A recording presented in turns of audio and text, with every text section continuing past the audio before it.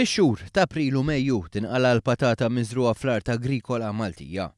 Dan wara li jkun għadda proċess ta' 6 xhur li fih il-ħamrija tkun preparata, tinżera żderrija, tingħata l-kura meħtieġa f'każ ta' mart u insetti u jingħata l-fertilizzant.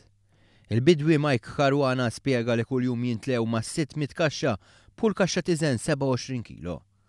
Mistoqsi x'jagħmel il-patata Maltija differenti minn dik ta' pajjiżi oħra, Mike semma 3 aspetti: it-toma, id-dera u żmien ta' meta tinqala. Għax tagħna tkun l-ewwel prodott ġdid fl-Ewropa, allura meta tikkompara ma' ta' pajjiżi oħra huma jkollhom patata aktar qadima milli jkollna aħna tkun l-ewwel logħ ta' patata madwar l-Ewropa kollu. Allura l-konsumatur tal-Ewropa jibda jfittex biex jixtri l-ġdida.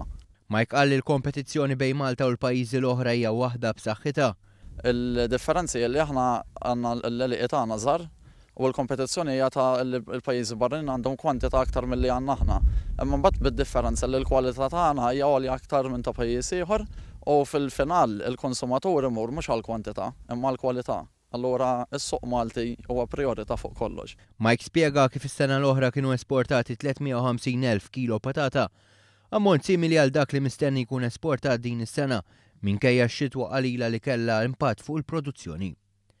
U fl-isfond ta' dan kollu, nhar il-ħadd 31 ta' Mejju se jkun organizzat il-Festival Agrarju tal-Patata fil-ġnien tal-Warda il-Qrendi.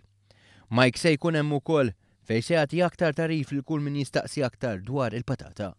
Speċjalment ħafna tfal iż-żgħar li hemm ngħidilhom, għax it-tfal iż-żgħar huma l-ġenerazzjonijiet il-ġodda u nixtieq li aktar il-qoddim għax il-bdewwa bħalma jafu din joqsu u iktar ma jiġu iktar jaraw bajnejhom u forsi xi ħadd jitħajjar il-qoddim għax jiena minni xi ħadd hawnhekk dejjem forsi jitħaġġeġ xi ħadd u jkollna aktar bdewwa fil-futur.